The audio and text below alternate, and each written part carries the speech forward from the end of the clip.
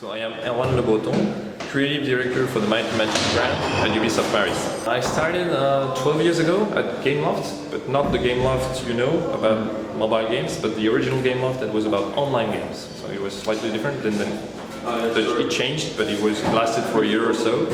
And then I moved to Ubisoft to working in the editorial team, people who make sure that the games at Ubisoft have the Ubisoft let's say seal of quality and do recommendations for the player experience and stuff. And then I moved to what we call the third parties at Ubisoft, the studio that work with external studios who are partners. So we do games together, Ubisoft and as a publisher and the studio as a developer. That's still where I work, but within a team that is called now the Might Magic reference team. And we basically supervise and facilitate and coordinate all the Might Magic games being developed by Ubisoft or published by Ubisoft. So that could be done by an internal studio like Duel of Champion that is being developed at Ubisoft Quebec, or like Might Magic 10 that we show here, developed by Limbic, an external studio working in partnership with us. And I'm acting within this team as the creative director, after having been for a couple of years, so an editorial guy, let's say a game content designer, manager, and then an associate producer and producer. So I had different caps. Sometimes I put back my cap of a producer to discuss with the producers. So yeah, Might Magic was born in 1986 with a game like that. The first Might Magic was already a first-person, party-based, turn-based RPG.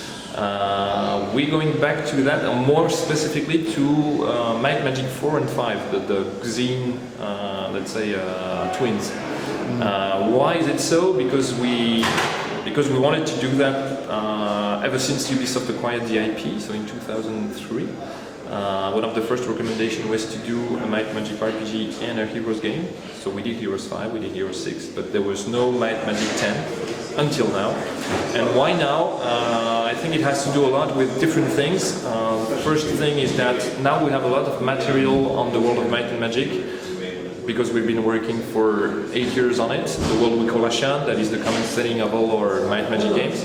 So we have lore, we have gameplay information, we have art assets, we have music, we have sounds. So we have a lot of stuff that allows us to do something a bit like important, like an RPG with a lot of content. We also have the technology. Now this game is being developed on Unity.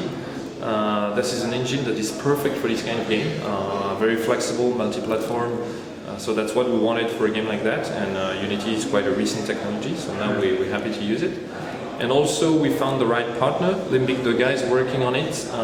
We met them a couple of years ago. They helped us on Hero 6 after having worked for some time for Ubisoft on casual games. And we realized by interacting with them on Hero 6 that they were really fans of Might and Magic and specifically of the RPGs. So first discussions were really, hey, we should do something together based on that. They're a German studio dedicated, very good at tech, so it's exactly what we needed for this game. And finally, there's this whole trend of retro gaming happening on the digital, let's say, market. On PC that are like games that you can download. Steam is helping a lot for that. We have Kickstarter that shows that retro gaming is now a trend. And you have also a very good benchmark for us with the release last year of Legend of Grimoire. That was, again, a Dungeon Master-like game, pretty successful in terms of ratings and of sales. So it was the final thing that helped us internally at Ubisoft say it's really now high time to do this Might Magic 10 project. We've been discussing it for years, but now we feel that all let's say all the conditions that were required are met. So let's do it. Let's say the Grimrock was the final kick together. That's something that is definitely true. It was the last thing we needed to say.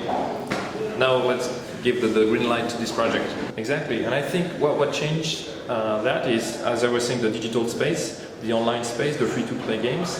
And also, if you look here at the lineup that we have for this digital day at Ubisoft, you see Flashback 2, you see Might Magic 10, you see Far Cry Blood Dragon, that is a tribute to the game of the 80s, or 90s at least. So everything converges, you know, we really are saying now we have a history of video games that we can use as a legacy, to quote the name of the Might and Magic game.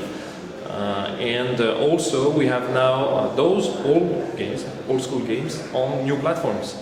We can have them on new consoles, we can have them on mobile platforms, so smartphones, tablets. We can have them on PC but with new business model like free to play or digital download and stuff. So it's mixing the old and the new, and it's the perfect time to do it. Limbic, the studio involved in the game, they're huge fans of the whole Might Magic series. So the discussions were not about what shall we do, but shall we do something that is more Might Magic 5 or Might Magic 6? You know, it was this kind of very already detailed discussion. There's a creative designer, the creative designer, so game designer and writer of the game is an employee from Ubisoft that was hired to work on Heroes. He used to be a fan of the Might Magic franchise. That's how we met him. He was a modder, he was doing maps. We brought him on board for Hero 6, and he was one of the most fervent supporters of this Might Magic 10 project. So when the project was signed, it was obvious that he had to go and be the creative lead for this. He's working hand in hand with the guys in Limbic, and again, he knows what he's doing, and as I was saying, the discussion is more about details but not about the big picture. And finally, we created that with Heroes 5 and Heroes 6, a VIP fan forum in which we invite fans on a private forum in which they can talk with us, the publisher, and also the developers, so Limbic in this case, about the game. We show them concept art, game design documents, early prototypes. They give us feedback. We ask questions. They give us answers. We want to involve them even more. We want to ask them, do you want this feature or this other? Vote, decide which one will be in the final game. So that's how we work with them. For now, there are 30 or so people, but we want to enlarge it to hundreds and later thousands for the future games. But those guys are really community leaders and moders and people who've been working on wikis, for instance, being very active for the Might Magic games in the past. And basically, we're working this game with them. So if there's something in it that really feels not Might Magic, we are the first to know because that's how it's immediately.